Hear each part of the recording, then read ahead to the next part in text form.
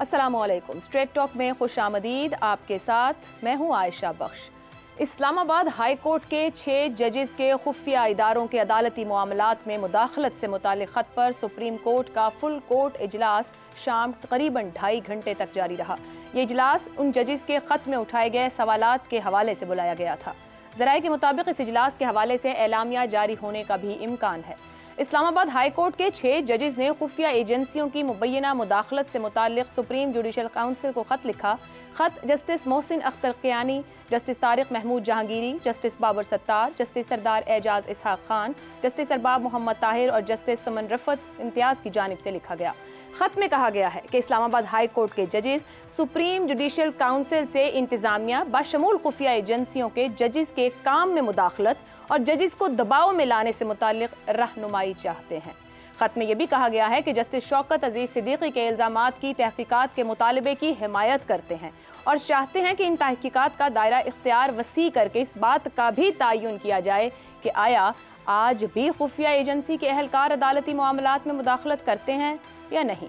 जजेस का मौजूदा कोड ऑफ कंडक्ट इस हवाले से रहनुमाई करने से कासिर है कि जजेस की जानिब से खुफिया इदारों की जानिब से अदलिया की आज़ादी को मजरूह करने का क्या रद्द अमल दिया जाए।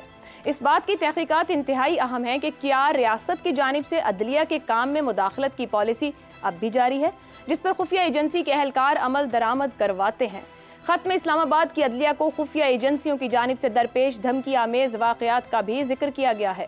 Chief justice Islamabad high court को इस हवाले से आगाह किया गया, जिस पर चीफ जस्टिस की जानिब से कहा गया कि उन्होंने खुफिया एजेंसी के हुक्काम से बात की है, जिन्होंने यकीन दहानी कराई है कि एजेंसी की जानिब से जजेस से कभी राबता नहीं किया जाएगा। ताहम खुफिया एजेंसी की जानिब से मुदाखलत जारी रही। 19 मई 2023 को इस्लामाबाद हाई कोर्ट के 6 जजेस की जानिब से उस वक्त के चीफ जस्टिस उमर अता बंदयाल से मुलाकात की गई, जिसमें जस्टिस एजाजुल एहसन भी मौजूद थे। इस्लामाबाद हाई कोर्ट के जजेस की जानिब से उसी दिन उस वक्त के सुप्रीम कोर्ट के सीनियर तरीन जज जस्टिस काजी फायज ईसा से भी मुलाकात की गई। इस्लामाबाद हाई कोर्ट के 6 जजेस के खत को बहुत बड़ा अदालती वाक़या करार दिया जा रहा है, जिसकी इस वजह से पहले ऐसी कोई नज़ीर नहीं है। आला अदालतों के जजेस में इख्तिलाफात जरूर सामने आते रहे। 97 में जजेस ने चीफ जस्टिस सज्जाद अली शाह से इख्तिलाफ किया। 2007 में इफ्तिखार चौधरी के हक और मुखालिफत में जज आमने सामने आए। PCO पर हल्फ लेने या न लेने का मामला रहा। 2018 में जस्टिस शौकत सिद्दीकी फिर मौजूदा चीफ जस्टिस काजी फायज ईसा के खिलाफ रेफरेंस और जजों से इख्तिलाफात सामने आए, मगर इसी हाई कोर्ट के 8 में से 6 जजेस की जानिब से यूं खुफिया एजेंसियों की मुबैना मुदाखलत पर सुप्रीम कोर्ट को खत लिखने की कोई नज़ीर मौजूद नहीं है। मुल्क की करीबन बार एसोसिएशन ने इस मामले पर अपनी तशवीश का इजहार किया है। यही वजह है कि इस खत ने बहुत से अहम आइनी, कानूनी, हत्ता के सियासी सवालात भी खड़े कर दिए हैं, जैसे कि यह खत सुप्रीम जुडिशल काउंसिल को क्यों भेजा गया, क्या ये लेटर मीडिया को लीक होना चाहिए था, इस मामले की इंक्वायरी कौन करेगा, इंक्वायरी का तरीका कार क्या होगा, चीफ जस्टिस काजी फायज ईसा को इस मामले में क्या इकदाम उठाना होंगे। खत के बाद आला अदलिया के साथ साथ निचली अदलिया के सियासी मामलात पर किए गए फैसलों की कानूनी हैसियत क्या रहेगी। हुकूमत का इस मामले पर हतमी रद्द-ए-अमल और सबसे बढ़कर क्या इस मामले को भी सियासी रंग देकर माजी की तरह सियासी मकासद हासिल करने की कोशिश की जाएगी। इसी मामले पर गुफ्तगू करेंगे। मामला बहुत बड़ा है, जाविये बहुत ज़्यादा हैं। पैनल में हमारे साथ हैं शहजाद चौधरी, अबसार आलम, जैगम खान और इफ्तिखार अहमद। आप सबके लिए प्रोग्राम का सवाल। इस्लामाबाद हाई कोर्ट के 6 जजेस का खत खुफिया एजेंसियों की मुबैना मुदाखलत पर सवाल। किसके लिए बड़ी आजमाइश? Chief justice Qazi Faez Isa, chief justice Islamabad high court justice Aamer Farooq, विफाकी हुकूमत या फिर खुफिया एजेंसियां? शहजाद साहब, किसकी आजमाइश मतलूब है और क्या अब की बार आजमाइश में कोई पूरा भी पड़ेगा?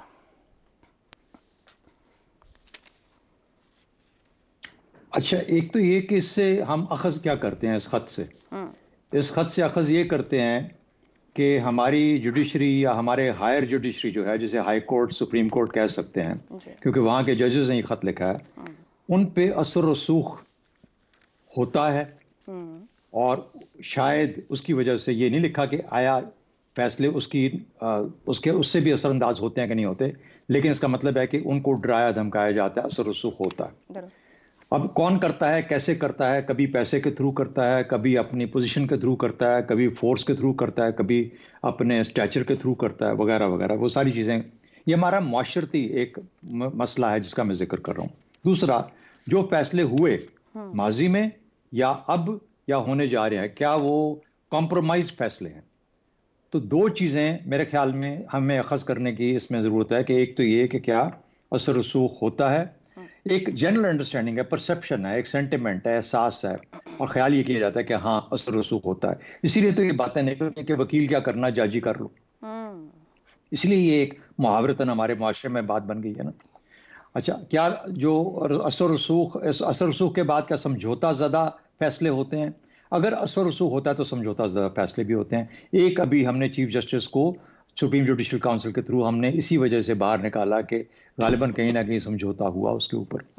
अच्छा, दूसरा, उसके बाद हमें कुछ माजी के अंदर भी कुछ मिसालें हैं। जस्टिस अब्दुल कयूम की मिसाल है, उनके ऊपर एक वज़ीर आला किसी सूबे के बात कर रहे हैं।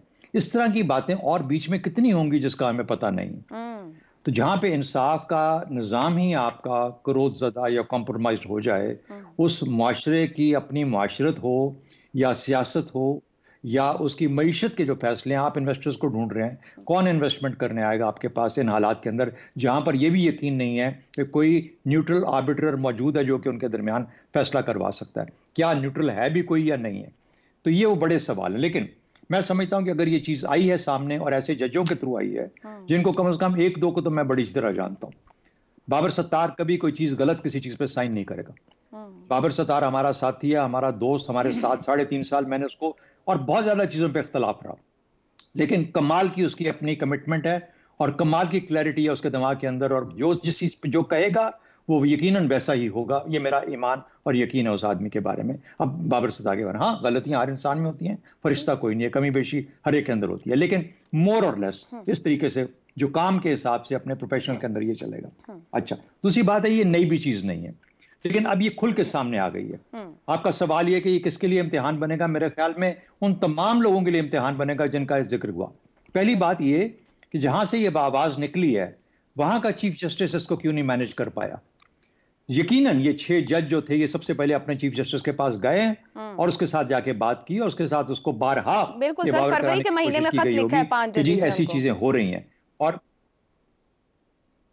तो उसका मतलब ये है कि ये इन्होंने ऑलरेडी बारहा जाके बताया कि ये मसाइल आ रहे हैं, और उन मसाइल के साथ खासतौर पे ऐसे वक्त में जबकि बहुत सारे बड़े सियासी मसले उनकी अदालतों में आ रहे हैं। बिल्कुल। अच्छा, अब सवाल ये पैदा होता है कि जस्टिस मोहम्मद बशीर ने, या वो जो क्या थे जज मोहम्मद बशीर जो थे, उन्होंने क्यों नहीं किया? जब नवाज शरीफ का केस था उस वक्त ये क्यों आवाज नहीं उठाई गई? ये बिल्कुल जायज सवाल है, और इसीलिए उन फैसलों पर भी उतना ही सवाल उठता है जितने वो हुए या जो आज हुए इसकी वजह से। तो मेरा ख्याल है कि ये बुनियादी मसला जरूर है। एक और चीज मैं कह दूं इससे पेशतर कि आप मुझे, टाइम मेरा शायद कम रह गया हो। देखिए, इसका मतलब ये नहीं है कि सिर्फ ये जुडिशल सिस्टम की बात है। हमारी माशरे के हर सतह के अंदर, चाहे वो सियासी है, चाहे वो माशरती है, चाहे वो दहशतगर्दी से मुतल्लिक है, किसी और चीज से मुतल्लिक है, या जुडिशल है या एग्जेक्टिव है या सियासी है, हर जगह के अंदर सरफेस के नीचे बहुत सारी लहरें चल रही हैं, सिमरिंग है। ठीक है। और उस सिमर को उसको महसूस करने की जरूरत है, वरना वो अगर सरफेस पे आ गया तो फिर वाकई किसी चीज के कुछ काबू में नहीं रहेगा। और इस खत के बाद तो वाकई में बहुत बड़ा खतरा महसूस, और मसाइल वाकई बहुत ज्यादा हैं, लेकिन अब तो कोर्स करेक्शन की जरूरत है। सब कुछ सामने आ गया, भी मजीद कितना इसको डाला जा सकता है इधर उधर। अफसार साहब, इस्लामाबाद हाईकोर्ट के 8 में से 6 जज ये खत लिख रहे हैं। अब शौकत अजीज सिद्दीकी साहब का हवाला भी है जिनका अभी फैसला आया है। ये कड़े सवालात इसमें खड़े कर रहे हैं, क्या अंडर द कारपेट डालना आसान होगा? अब सब कुछ बाहर आ गया है, अभी भी पीछे रखा जा सकता है, या अब वंस फॉर ऑल हम कोर्स करेक्शन की तरफ बढ़ पाएंगे? वो मिर्जा साहिबा का एक अचानक मुझे याद आ गया मिसरा, जी रोंदी यारा नू लैला ना भरावां दा। मतलब मुझे एक तो अच्छी बात, खुशी की बात ये लगी है कि ब्रदर जजेस ने आखिर शौकत अजीज सिद्दीकी का नाम याद किया। 6 साल बाद उनको शायद यकीन आया होगा कि शौकत अजीज सिद्दीकी 18 में ठीक कहते थे। यकीन आया, बिल्कुल बिल्कुल। तो बड़ी खुशी हुई मुझे इस बात से कि ज़मीर जागा। जब भी जागा, ज़मीर के जागने को खुश आमदीद कहना चाहिए, चाहे वो लेट जागे। लेकिन मेरा ख्याल है कि जज का ज़मीर लेट नहीं जागना चाहिए, उससे कौम को बहुत नुकसान हो जाता है। इस मुल्क के लोगों के ज़हनों पे, दिमागों पे, दिलों पे, जिस्मों पे इतने ज़ख्म लग चुके हैं कि वो किसी भी वाक़े को, किसी भी इंसिडेंट को, हादसे को वो शक व शुबा की नज़र से देखते हैं। मसलन मैं देख रहा था कि कुछ लोग कह रहे हैं कि जस्टिस मोहसिन अख्तर कियानी पे रेफरेंस फ़ाइल हो चुका है करप्शन का, इसलिए उन्होंने ये सारा कुछ स्पीयर हेड किया। और साथ उनके दूसरे जजेस ने भी उनका साथ दिया। तो उसके अलावा और बहुत सारी बातें हैं जो जिनका शायद यहाँ जिक्र मुनासिब नहीं होगा। पिछले चीफ जस्टिस सुप्रीम कोर्ट के थे उमर अता बंदियाल साहब, उनके दौर में ख़त लिखा गया, बिल्कुल ऐसा, उनसे मिले भी लेकिन कुछ नहीं हो पाया। एजाजुल हसन भी वहाँ मौजूद थे, वो हमेशा हर उस बेंच में होते थे जो जिसमें मंजूर नज़र केसेस लगाए जाते थे। तीसरी बात ये की जा रही है कि एक ख़ास सियासी जमात की तरफ कुछ जजेस का जहन है और इस वजह से जब उनके ख़िलाफ़ फ़ैसले हो रहे हैं तो या उनके केसेस सुने जा रहे हैं, इसलिए इन जजेस ने पार्टी वाबस्तगियाँ ज़ाहिर करने की कोशिश की है। लेकिन यह इल्ज़ाम शौकत अजीज़ सिद्दीकी पर भी लगाया गया था कि उनका मुस्लिम लीग नून से ताल्लुक़ है, इसलिए उन्होंने जनरल फैज़ के बारे में उस वक्त जिक्र किया। आखिरी बात जो है वो मैं इस पर तबसरा करने से पहले एक आखिरी फैक्ट जो है वो ये बयान करना चाहता हूँ कि शौकत अजीज़ सिद्दीकी और इस केस में फ़र्क ये है कि शौकत अजीज़ सिद्दीकी ने नाम लिया था डायरेक्ट, उन्होंने जो ऑफिशियल शामिल थे, और फिर एक आसिफ बशीर चौधरी एक रिपोर्टर हैं जियो के, उन्होंने वीडियो बनाई थी उस ISI ऑफिशियल की जो जज बशीर से मीटिंग करके बाहर निकल रहा था। तो इसलिए वो केसेस थोड़ा फ़र्क था।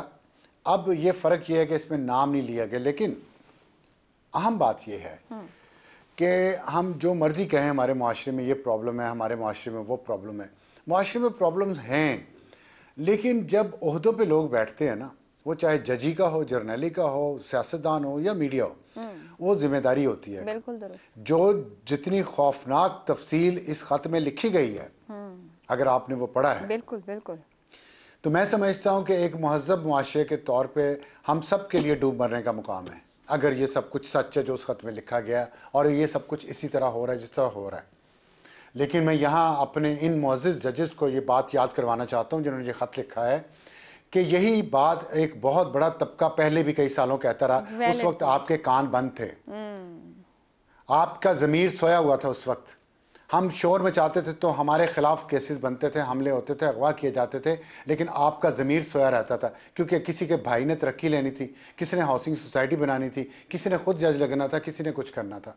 तो जब हम पिक एंड चूज करते हैं सही और गलत में, तो फिर ऐसे ही मुआशरे और इदारे ऐसे ही तबाह होते हैं। और बदकिस्मती हमारी ये है कि इस मुल्क में हर इदारा तबाह हो चुका है।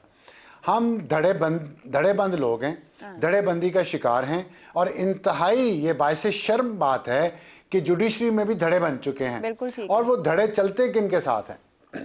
एस्टैब्लिशमेंट में भी धड़े बन चुके हैं। एस्टैब्लिशमेंट का धड़ा जुडिशरी के धड़े के साथ चलता है और साथ मीडिया का जो धड़ा होता है वो भी उधर ही चलता है। कि मफादात अलाइन हो गए हैं इन तमाम बड़ी जगहों पर जिम्मेदारान के आपस में, और वो धड़ेबंदी के तहत चीजों को चलाया जाए। मुझे मुख्तसर बात करूंगा मैं, अगर आप इजाजत दे रही हैं तो।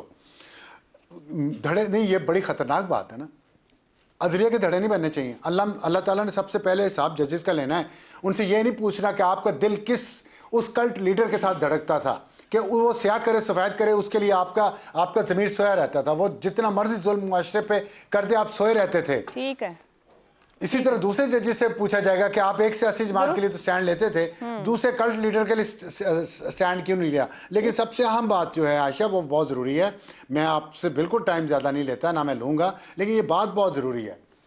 वो बात ये ज़रूरी है कि जो कारसाज है ना, जो हमारी इस्टेब्लिशमेंट है, उसको ये सोचना चाहिए कि ये पाकिस्तान और पाकिस्तान के लोग, ये जिंदा लोग, धड़कते दिल के साथ जीते जागते लोग हैं। ये बदल चुके हैं। जी बिल्कुल ठीक हो गया। आप वो ब्रिटानिया के कॉलोनियलिज्म के हैंगओवर से निकल आए। चलें अब देखते हैं कि हम इस खत के हैंगओवर से निकलेंगे तो पता चलेगा। सर साहब आप बिल्कुल ठीक कह रहे हैं, लेकिन बात ये कि हम इसको ट्रांसलेट कर पाएंगे नहीं। सर मुझे आगे बात हो गई ना सर साहब, दोबारा आती हूँ। ये मामला भी अगले सेगमेंट में भी हमारे पास यही मामला है।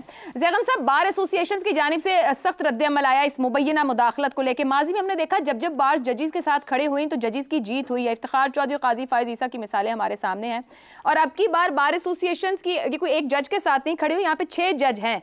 क्या मामले को दबाना आसान होगा? या जो ऊपर सार साहब बात कर रहे हैं कि अब हमें आगे बढ़ने की कोर्स करेक्शन की तरफ जाएं, मतलब है ये एक शर्म की बात है हमारे लिए। अदालतें जिन्होंने इंसाफ देना है वो खुद बैठी हैं कि हम कुछ कर नहीं सकते, लेकिन उनकी टाइमिंग को भी एड्रेस कीजिएगा इस वक्त। आप ठीक कह रही हैं। वो कहते हैं ना कि ये मुंसिफ भी तो कैदी हैं, हमें इंसाफ क्या देंगे। ये मसला सिर्फ जजेस के साथ खड़े होने का या इन जजेस की जीत का नहीं है।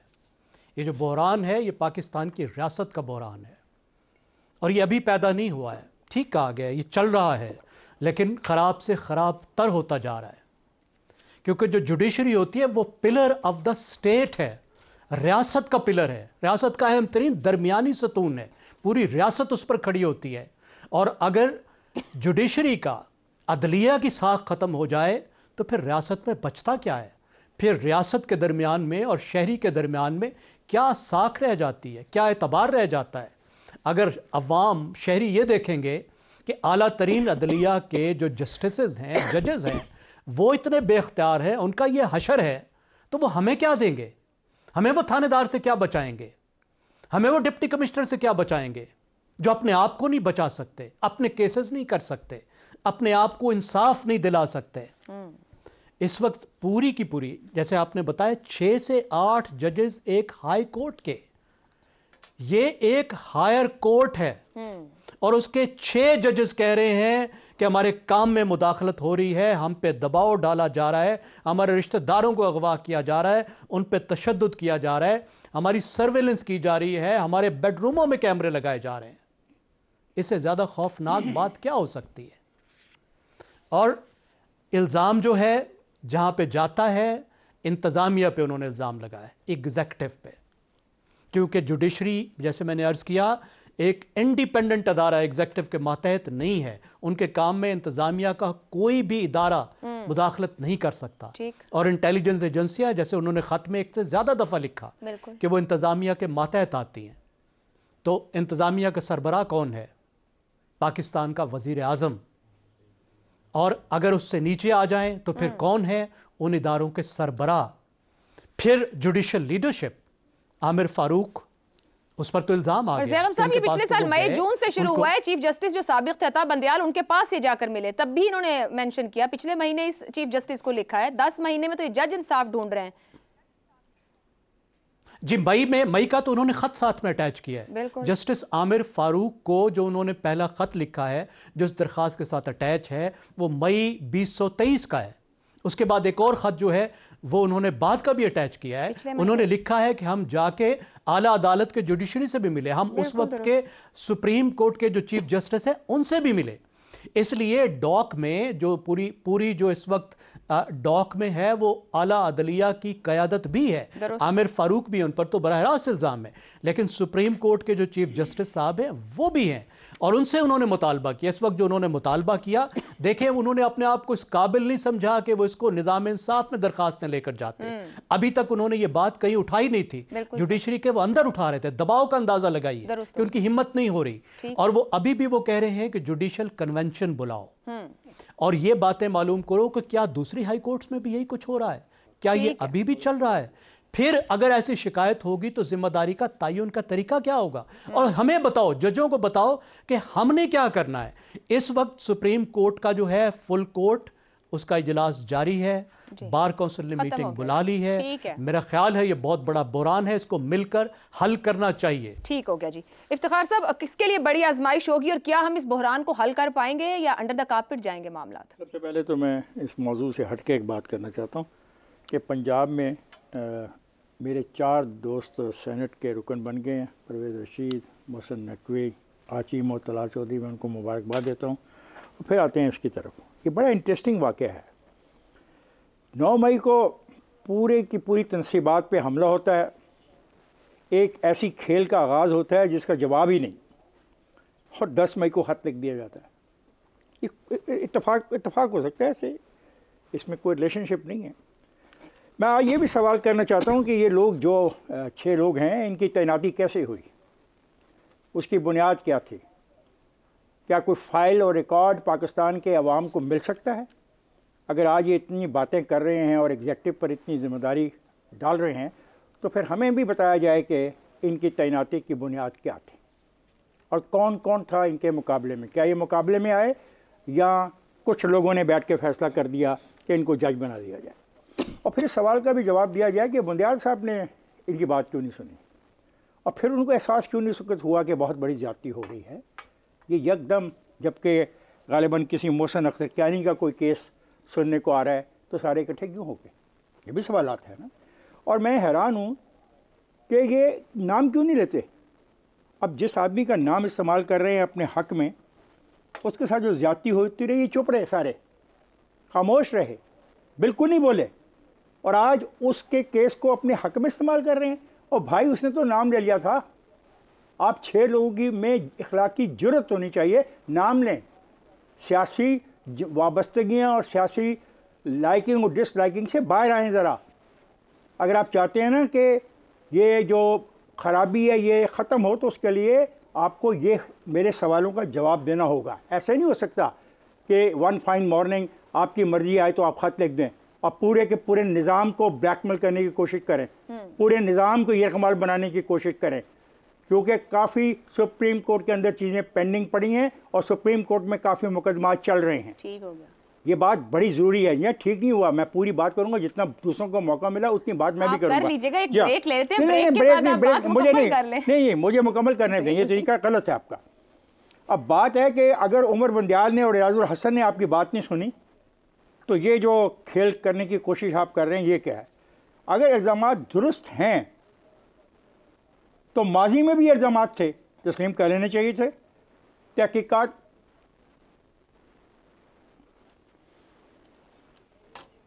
ठीक है जी, एक ब्रेक लेते हैं, आएंगे तो गुफ्तगू को आगे बढ़ाते हैं।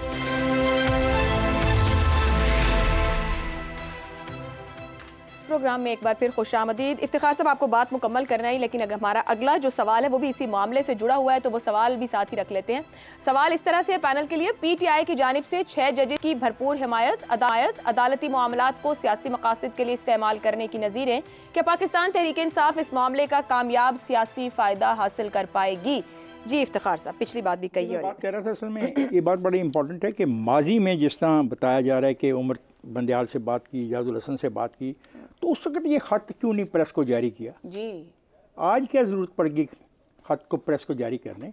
इसलिए कि सुप्रीम कोर्ट में बड़े अहम मसाइल ज़ेर बहस हैं, उसको इन्फ्लुएंस करना चाहते हैं। ये भी तो एक सोच हो सकती है। माजी में इसको तस्लीम नहीं किया गया, आज मैं कैसे तस्लीम कर लूँ जी? आप लोगों ने माजी में ये सियासी लोग उनकी हमायत में बयान पे बयान जारी कर रहे हैं, क्या माजी में जब एक जज ये कह रहा था तो तब आपको यकीन नहीं आ रहा था? ये कमाल की बात है। आइनी और कानूनी फैसला चाहते हैं ना, बिल्कुल दुरुस्त बात है। मैं भी आइनी और कानूनी फैसला ये चाहता हूँ कि जजों की तैनाती के तरीक़ेकार को बदला जाए, ये मेरा हक़ है। और उसका तरीक़ाकार ये है कि पार्लियामेंट की कमेटियाँ इनकी तैनाती करें, ताकि ये ना हो कि ये लोग एक चैम्बर में काम करके आते हैं और उस चैम्बर के में काम करने के बाद जज बन जाते हैं और फिर इस किस्म के सियासी मामलात में अपने आप को उलझा बैठते हैं। ऐसा नहीं होना चाहिए। मैं ये भी कहता हूँ कि साबित कर सकेंगे जो इल्ज़ामात इन्होंने लगाए हैं जी, ये इंपॉर्टेंट बात है। यानी पूरे मुल्क को आप हिला के रख दें और आपके पास जवाब ना। अच्छा, आप चाहते क्या हैं? आप चाहते हैं कि सुप्रीम कोर्ट ने जो एक राइट दिया है डायरेक्ट टेलीकास्ट करने का, आप उसको इस्तेमाल करके सियासी माइलेज हासिल करना चाहते हैं। मीडिया ट्रायल चाह रहे मामले। हाँ, आप पॉलिटिशियन नहीं हैं, आप जज हैं, जज ही रहिए और इसका वो फ़ायदा ना उठाएं कि आप क्या का फ़ायदा किसी सियासी मकासद के लिए वो लोग इस्तेमाल करें जो आज एक दिन में आपके साथ आगे खड़े हो गए हैं। तो जनाब, मैं तो ये कहना चाहता हूँ, आपका ये जो सवाल का जो दूसरा पार्ट है ये इसी से मुतालिक है। बिल्कुल बिल्कुल, कि सियासी रंग नहीं देना चाहिए। मैं इसके सख्त खिलाफ हूँ।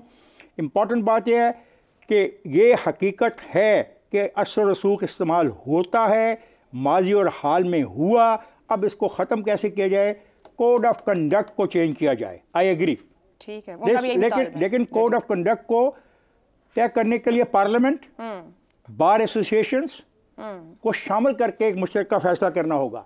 आपके कहने पे नहीं हो सकता। ठीक हो गया। You are no agree party, you are interested party, you are applicant now. So ये नहीं हो सकता जो आप कहें हम उसको दुरुस्त मान लें। आप बताएं, पिन पॉइंट करें। ये मैं हैरान हूँ, कैमरा कैसे बेडरूम में लगा गया कोई आके? But this is a very serious thing. How someone has come to your house, went in your bedroom और उसने कैमरा फिक्स कर दिया।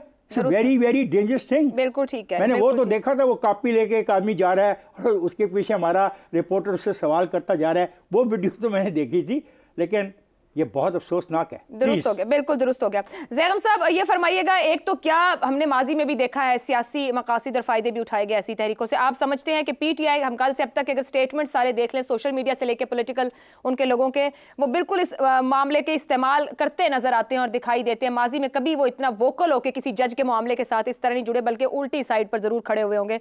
दूसरा, इसको हल्का सा रिस्पॉन्ड कीजिएगा कि इंस्टीट्यूशनल रिस्पॉन्स की जरूरत है यहाँ पर, पिछले 10 माह में तो हमें नहीं दिखा कहीं।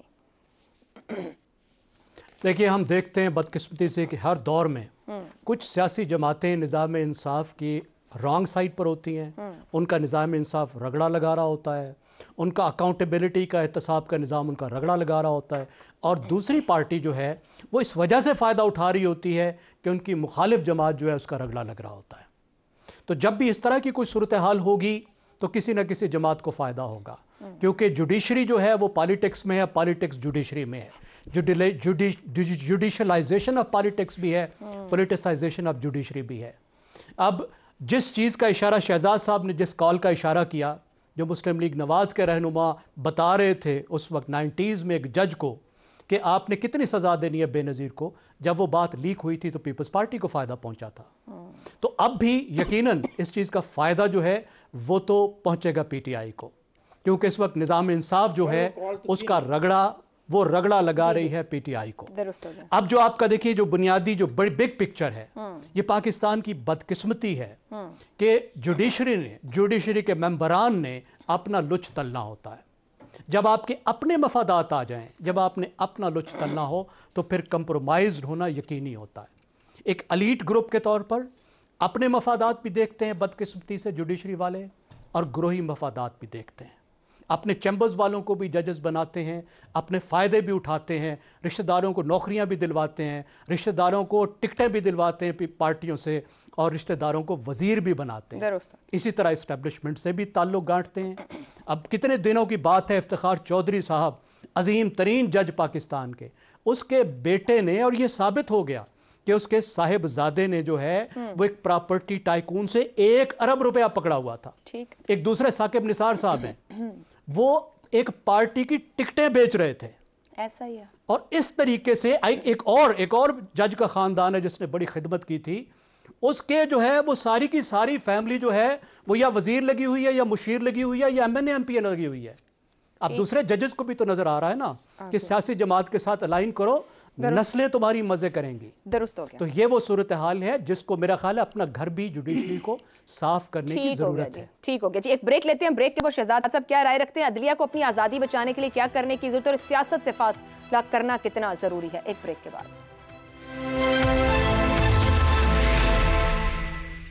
प्रोग्राम के आखिरी हिस्से में खुशामदीद। बात कर रहे हैं पीटीआई की जानिब से इस्लामाबाद हाई कोर्ट के 6 जजेस की भरपूर हिमायत, अदालती मामलात को सियासी मकासद के लिए इस्तेमाल करने में की माजी में नज़ीरें मौजूद हैं। क्या पीटीआई इस मामले से कामयाब सियासी फायदा हासिल कर पाएगी? अफसार साहब क्या कहते हैं, सियासी फायदा मिलेगा? और साथ ये भी फरमाइएगा कि इस पूरे मामले पर अदलिया को कोई इंस्टीट्यूशनल रिस्पॉन्स देने की जरूरत है? बिल्कुल है, अदलिया को इंस्टीट्यूशनल रिस्पांस देने की ज़रूरत है। और अगर ये एक चीज़ गलत हो रही है आज, तो वो आज भी गलत है, कल गलत हुई थी तो कल भी गलत है। हमें ये बात कहना चाहिए और इसको करेक्ट करने की कोशिश भी करनी चाहिए, कहीं से तो आगाज़ करना चाहिए ना।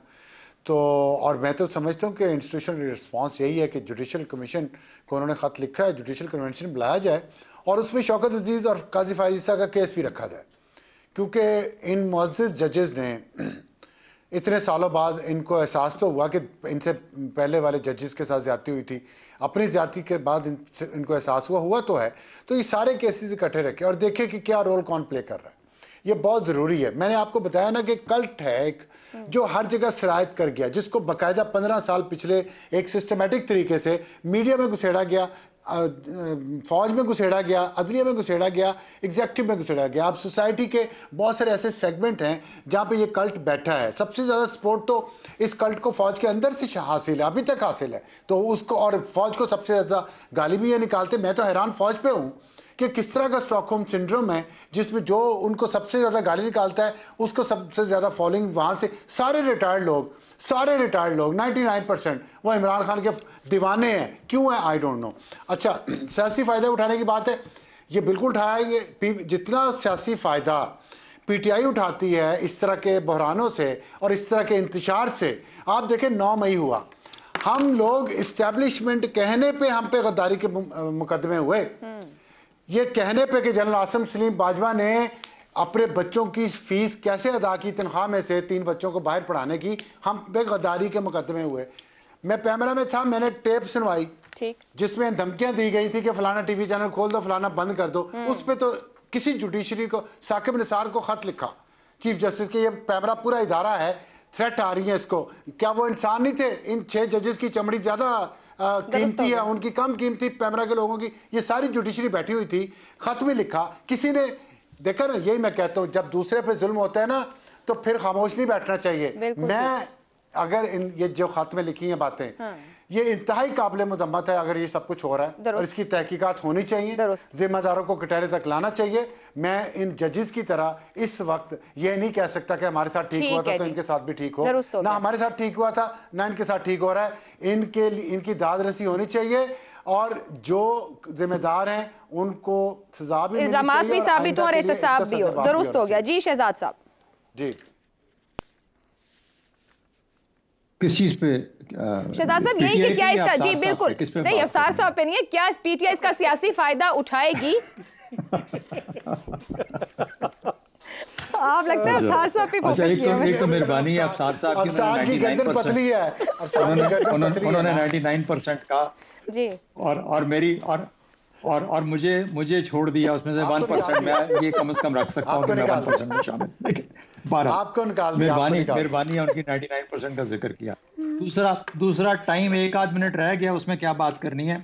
देखिए, आपने पूछा सियासी जो है वो क्या होगा। सियासी तो हो चुका, आज की बहस ही हमारी सियासी है, ये 2 टुकड़ों में बटी हुई है।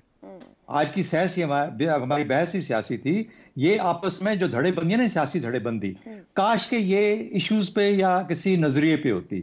ये है बोग्स के ऊपर और बदकिस्मती से नफरत के ऊपर जिसकी बुनियाद है। तो आप समझ गए सियासी नहीं होगा। सियासी तो देखिए, उन्होंने कहा कि सजा क्यों नहीं हुई अभी तक इसको, ये 10 महीने हो गए हैं। ये अब सेनेट में भी आवाज आती है, हर जगह पे आवाज आती है, टीवी पे भी आवाज आती है कि 10 महीने हो गए, सजा क्यों नहीं हुई अभी तक।